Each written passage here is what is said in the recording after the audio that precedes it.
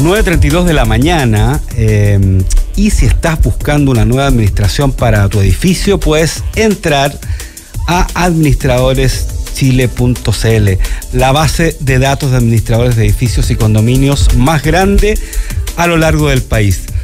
Capacitados con el uso de la plataforma para administradores Comunidad Feliz y con conocimiento de la nueva ley de copropiedad 21.442. Entra a administradoreschile.cl, llena el formulario y te enviaremos gratis 3 opciones de administradores de edificios para que tú elijas la que más te acomoda. Una comunidad bien administrada es una comunidad feliz. Y LAP es la tecnología que permite exportar y vender tus productos en marketplaces internacionales. Conecta, publica y gestiona integradamente muchos canales a través de una sola plataforma. Encontrarás distintas herramientas para optimizar y eficientar tus ventas globales. Exportar y vender en marketplace nunca fue tan fácil. Conectamos Latinoamérica con el mundo. www.lapglobal.io. Las noticias que debes saber. Titulares en clave Morse. El Directorio de Televisión Nacional de Chile declaró que la empresa es económicamente inviable bajo el modelo actual de televisión pública y anunció que no continuará endeudándose para financiar gastos operacionales. Esto pasó la semana pasada y ha generado una polémica bastante interesante, no solamente alrededor de TVN, sino también con respecto a la viabilidad de los proyectos televisivos de gran envergadura, especialmente cuando son estatales. Tema que está en discusión en todos los países del mundo, no solamente acá. Hay diferentes modelos, claramente todo el mundo habla de la BBC, ¿no es cierto?, o de la Deutsche Welle, pero son modelos muy diferentes. Solo para decirles que, por ejemplo, en la BBC, parte de un porcentaje de las cuentas de luz que paga cada persona va hacia el canal estatal. O sea, son otros modelos de financiamiento.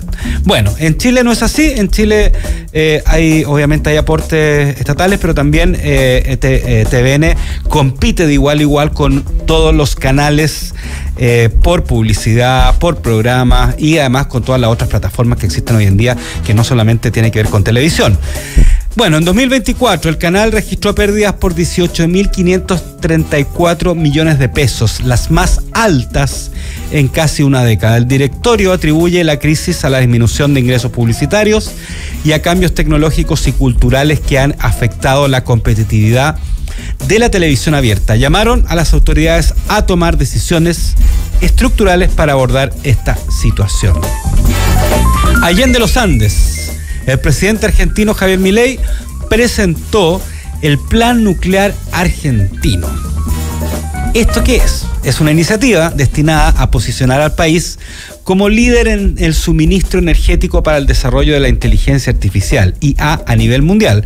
El plan contempla la construcción de un reactor modular pequeño, un SMR, en el predio de la central nuclear Atucha, con tecnología desarrollada íntegramente en Argentina.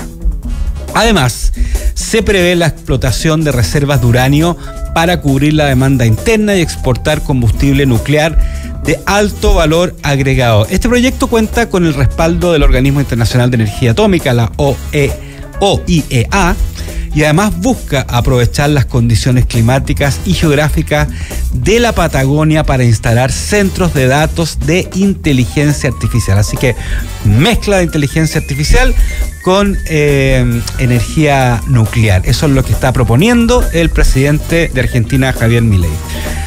Y por otro lado, aquí en Chile, en 2019, si no saben la historia, Danilo Toro fundó una empresa que se llama Decoflat, con apenas 100.000 pesos y una página web creada por un amigo. La empresa, especializada en cortinas, toldos, persianas a medida, ofrece ahora un servicio integral desde la medición hasta la instalación en 8 días hábiles. Actualmente opera entre Iquique y Puerto Montt y planea expandirse a Madrid en los próximos 5 años. Este es un ejemplo de una empresa que nació justo pre-pandemia y finalmente está creciendo y hoy está mirando incluso hacia afuera de las fronteras para expandirse a España. Vámonos con nuestra segunda entrevista de este lunes 12 de mayo, que veo que don Jaime Lorenzini, doctor en Derecho, socio de Lorenzini Twinman Abogados, llegó abrigado, como debería haberlo hecho yo, porque cuando yo salí de mi casa había sol y de repente me agarró la neblina. Pero Jaime viene muy abrigado ahí como corresponde este día. ¿Cómo estás, Jaime? Muy bien, efectivamente, más abrigado que hijo único, no siéndolo yo. Oye, sí, pues, bueno, ya hay una neblina densa, no sé si estará todavía, porque yo estoy hace un rato acá. Y también de repente hay neblina en diferentes temas, especialmente con lo que tiene que ver con todo lo que es el estrés regulatorio, ¿no es cierto? La idea un poco hablar con Jaime, que ya es alguien de la casa, porque ha venido varias veces, ¿no es cierto? Es hablar de este estrés regulatorio, ¿no es cierto? Y cómo se está reflejando esto en el contexto chileno. Leímos aquí una columna de opinión que hiciste hace poco sobre este tema, sobre el tema de la ley de fraudes también, y por eso nos interesa mucho hablar sobre esta temática. A ver, primero, ¿qué consideramos como estrés regulatorio y cómo se refleja esto en el contexto chileno?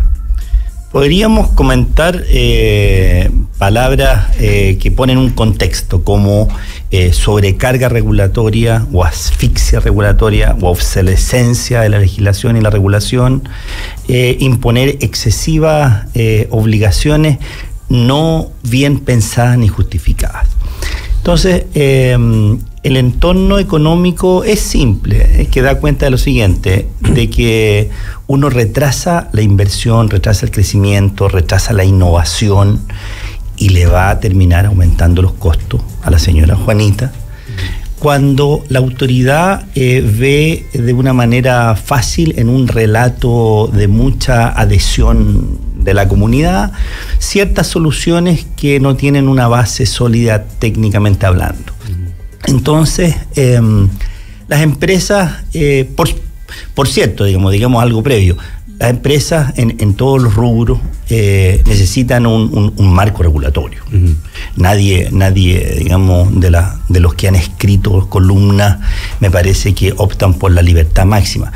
Pero el extremo es cuando la autoridad, digamos, con una mirada. Seguramente lo dice Jorge Atton, es subsecretario de Telecomunicaciones, yo me tomaría en serio lo que dice una autoridad de ese cargo, digamos, entre el populismo y el rezago regulatorio a propósito de una industria que son las telecomunicaciones. Pero eso lo podríamos hacer aplicable a una serie de industrias, ¿no es cierto? La industria bancaria, de las tarjetas de crédito, de una serie en otro escenario.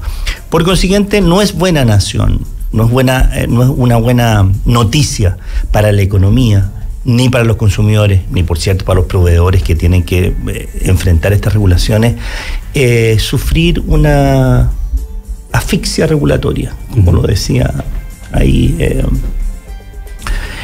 Fernando Barro, digamos. Está en la UTI, una industria, como lo decía otro CEO de una importante empresa de telecomunicaciones. Por consiguiente, pareciera que el diagnóstico ya está asentado, está claro, está transparentado. Muchos lo hemos dicho, digamos, en columnas, y lo que queda es que la autoridad, uno le agradecería que la autoridad se lo tomara en serio. Jaime, ¿podríamos poner algún ejemplo de este estrés regulatorio en que tú nombraste algunas áreas, pero hincarle más el diente, hacer el doble clic en qué cosas específicas, ejemplificarlo, y temas que le afecte finalmente también el bolsillo de las personas y también afecte lo que son las inversiones? ¿En qué temáticas, por ejemplo, estamos viendo este estrés regulatorio? A ver, lo que dicen los especialistas en telecomunicaciones, por ejemplo, a propósito del apagón, del apagón reciente en febrero, en que garantizar a las empresas de telecomunicaciones, digamos, una autonomía mínima, digamos. Pero eso tiene un costo brutal y nadie en España y en Portugal, en dos países completamente, digamos, hubo un corte masivo de electricidad y no aparece la autoridad con las consecuencias que aquí aparecen, digamos, porque son temas complejos que requieren un análisis, estudiar muy bien los beneficios y los costos antes de lanzar, digamos, propuestas regulatorias para... Y eso ahí se nota lo que a lo mejor diría Atton, digamos, entre el populismo, digamos, algo que es la construcción de un relato que genera una rápida adhesión pero sin una base de estudio técnica y sin analizar los costos que esto va a significar para todos los actores, digamos, desde los proveedores hasta los consumidores. Bueno, ahí en las telcos, digamos, esa propuesta de regulación. Me parece que ahí también en esa industria la regulación que se ha estado intentando implementar sobre la velocidad mínima de Internet, en términos de que muy pocos usuarios han hecho uso de una herramienta, pero se le obliga a toda la industria, digamos, a tener una plataforma para medir la velocidad de Internet. Entonces, si son muy pocos, digamos, de nuevo, digamos, los beneficios para un grupo tan menor pareciera... ¿Justifica o no justifica hacer estas cosas? Bueno, en la industria, en los bancos, para ponerte otra industria, digamos, el monto de los capitales de reserva que tienen que tener, que son ostensiblemente altísimos, cuando la economía permita que las personas accedan ahora a los créditos, de los créditos hipotecarios, por ejemplo, se van a ver con serios problemas, digamos, en el costo que tiene. ¿Y por qué? Porque la autoridad le impuso a la banca, digamos, importante regulación en materia del capital que tienen que tener. Por consiguiente, es la autoridad la que hace que las cosas en muchas ocasiones sean más caras. En la industria de los productos financieros en general, digamos, hay todo un CERNAC financiero desde el 2013 hacia acá, con una serie de instrumentos, de documentos, de exigencias informacionales, la hoja resumen, poner el CAE. La persona, la verdad es que no lo lee, no le interesa. Entonces, y eso lo termina pagando la misma persona. ¿Y cómo si tenemos que compararlo? Porque nosotros siempre comparamos nuestras normativas con otros países, especialmente con la Comunidad Europea, ¿no es cierto?, en diferentes aspectos. ¿Cómo existe también ese estrés regulatorio en países europeos, por ejemplo? ¿Cuál es la comparación con respecto a nuestro país, digamos? Bueno, en Europa está en la OCDE, y la OCDE da alineamiento para todos los países. Por cierto, aquellos países europeos que están en este club, digamos, de los países que generan buenas políticas públicas. También hay críticas en aquellos países como en España, cuando se ha establecido un exceso regulatorio, si esto no es solamente una situación en Chile. Y el diagnóstico es el mismo, digamos. Siempre se va a afectar el crecimiento, la innovación, y terminan pagando los consumidores aquellos esfuerzos. Yo no necesariamente miraría a otro país y Europa, digamos, como un referente sin más, digamos, como que ahí se hacen por siempre y en todos los casos las cosas mucho mejor que en Chile. Eso, por ejemplo, que en mi especialidad en protección al consumidor no lo veo de esa forma. Chile tiene estándares muy elevados y no es, digamos, el foco donde tendría que ir a buscar legislación de exportación europea el legislador chileno, porque aquí los estándares, los juicios colectivos, las multas, procedimientos voluntarios colectivos, o sea, la forma como se han gestionado los problemas de consumo son mucho mejor que Europa. Estamos en Europa, me han tocado recibir invitaciones para conocer la realidad allá, y claro, hay un paradigma ahí, digamos, claro, de que el europeo, digamos, que habla inglés, alemán muy bien, español, digamos, o catalán, según donde te inviten, digamos, está bien, pero una cosa es la letra de las normas y la otra es qué es lo que ocurre en la realidad. Aquí en Chile se suspende un concierto, digamos, se corta el agua o se hace un cobro indebido, digamos, y de inmediato es un titular en la prensa, porque la autoridad aparece de inmediato con un apetito, digamos, de regular y de llevar a tribunales seguramente a la empresa. No digo que necesariamente esté mal. La velocidad a veces de hacer las cosas, una carrera, que lo que se ha visto entre asociaciones de consumidores y el Servicio Nacional del Consumidor, por quién llega primero a agarrar al proveedor, digamos, que cometió, eso lo determina un juez, no lo determina ni la Asociación de Consumidores ni CERNAC, pero pareciera que hubiera cometido un error. ¿Quién llega? Una carrera desenfrenada, por quién llega primero. No es buena noticia y forma parte de este entorno de una exageración de normas y una actividad de celo. Pareciera que liderada o motivada solamente por querer proteger o bien tener, digamos, una connotación y en la prensa necesita uno mostrar, digamos, ciertas medallas y galardones. Uh-huh. Ahora, Jaime, este exceso de regulación, como planteas tú, ¿no es cierto? En el fondo es una constante que hemos tenido a nivel de varios gobiernos. O es algo más específico de ahora último. ¿Y por qué te lo pregunto? Porque uno tendría a pensar que toda esta regulación, independientemente que en la ejecución obviamente tiene que ver con el Poder Ejecutivo, pero toda esta regulación tiene aguas más arriba, una legislación que está en el Congreso, que es discutida por parlamentarios de diferentes sectores y que finalmente establecen cuál va a ser la regulación, ¿no es cierto? Entonces, mi pregunta es, la responsabilidad finalmente de este exceso de regulación es en general de todo el aparato público y también incluyendo lo que es el Poder Legislativo, que finalmente decide cómo va a ser esta regulación, o es más temas prácticos o spot caso a caso. Está muy bien. Yo lo diría, cuando uno habla de regulación en términos genéricos, se está refiriendo a dos niveles. Uno es el nivel de la regulación legal, claro, que sale de un parlamento, de un congreso. Un primer trámite constitucional, con un segundo intervienen diputados, intervienen senadores, interviene como órgano colegislador el ministerio respectivo, por ejemplo el Ministerio de Economía. Y también, cuando uno habla de regulación, están las circulares, los reglamentos de los órganos con potestades normativas, como la CMF, uh-huh. ¿Ok? Y ahí como la Subtel. Bueno, en ambos uno observa esto, digamos, de que hay una cantidad de normativas en que no se ha tomado la precaución de confirmar si siguen estando vigentes, válidas, siguen siendo necesarios regulaciones que nos dimos años atrás. O sea, hay un stock. Tú en tu casa y yo en la mía, la pregunta para nosotros es, ¿vamos a buscar, digamos, en la despensa aquellos tarros que están medio vencidos, o los medicamentos, digamos, que llevan años, digamos, y este es un buen medicamento, pero...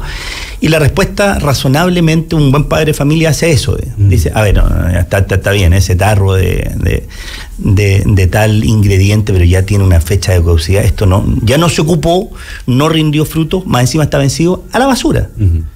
Eso debería ocurrir, me parece a mí, en un país como el nuestro, de tener una regulación, una revisión de la temporalidad de las regulaciones. Uh-huh. Y uno podría dictar, cuando no lo tiene muy claro la autoridad, generar una norma no ad eternum, uh-huh, sino que por una regulación, por ejemplo, 5 años, portabilidad financiera. Claro. Sirvió, crédito universal. ¿Sirvió o no sirvió? Vamos a ver en 3 años o en 5 años si sirvió o no sirvió este experimento regulatorio, que las personas se cambien fácilmente de una tarjeta a otra, de un banco a otro, y a lo mejor si la respuesta es muy pocos usaron, tenía un costo de implementación enorme, no le cambió la vida a nadie en términos generales, entonces que se termine esa normativa. Claro. ¿Para qué mantener, digamos, el tarro de leche vencido en la despensa? No tiene sentido. Claro, perfecto.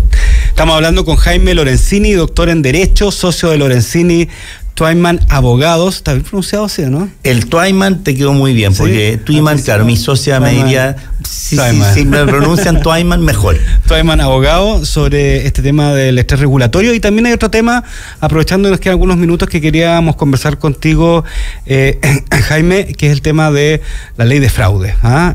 Bueno, a 5 años de la entrada en vigencia de esta ley de fraude, ¿cuál es tu evaluación un poco sobre el impacto real en la protección de los consumidores? Bueno, brutal. Depende de dónde nos queramos parar. Si nos queremos parar en lo que es el relato fácil de generar normas en las cuales se le permita a cualquier persona solo desconocer una transacción para que le llegue 1.400.000 pesos de inmediato, claro, suena brutalmente bueno. Eso es ganarse, digamos, un pequeño boleto de la lotería, digamos, cada vez que uno reclama por algo. Claro. Y esa era la norma. Ese fue el cambio del 2020. Y el 2023 eso llevó a un desastre en el contexto en términos de cientos de millones de dólares por parte de las instituciones financieras por el autofraude. Claro, sí. Eso no significa que no hay fraude. Está bien, me parece que las instituciones, cuando identifican que no hubo ningún descuido y por supuesto que ninguna actitud dolosa del propio usuario, van y efectúan el reembolso o la cancelación de los cargos. La estadística dice eso. El 97% de las reclamaciones, las instituciones financieras, los bancos, le dan lugar a la persona de inmediato. Bueno, pero la norma creada con un espíritu de este relato, usando el lenguaje de Jorge Atton, digamos, con un relato populista, generó una consecuencia como esta, en que bastaba con uno desconocer nada más. Circularon audio, digamos, sí, en que la persona decía, queridos ex amigos, digamos, de la institución, les tengo un dato rosa, y explicaba con pera y manzana, digamos, cómo defraudar al banco sacando con la hija mayor necesitaba para ese 18 de septiembre unas monedas, y ahí explicaba muy bien cómo obtener 400.000 pesos de manera fácil, expedita, y burlando el sistema. ¿Por qué? Porque la ley permitía aquello. Se modificó recientemente la normativa y son intentos para tratar de enderezar algo que está mal estructurado.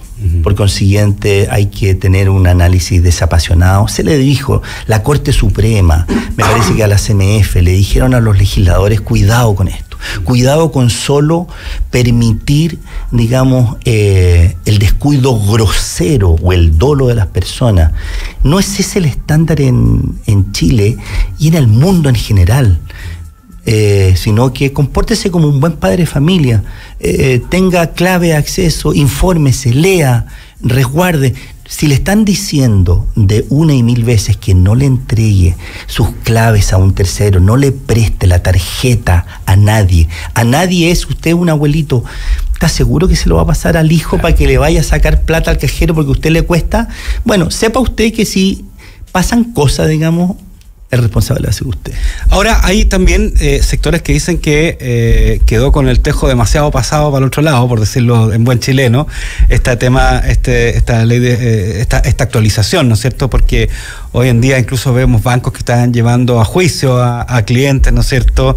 Y hay un endurecimiento fuerte de este tema. Y me acuerdo que personalmente a mi hija le robaron hace un tiempo atrás el celular, le sacaron las cuentas corrientes, le sacaron plata y claro, tuvo que hacer todo un trámite para poder eso implementarlo en el banco y mostrarlo, un trámite súper engorroso, que está bien, pero ¿no será que quedó demasiado para el otro lado o en algún momento a lo mejor podemos ver una normativa que protegiendo obviamente lo que es la banca también y que tampoco se vaya que sea tan difícil ante un banco establecer, sí, me robaron plata de mi cuenta?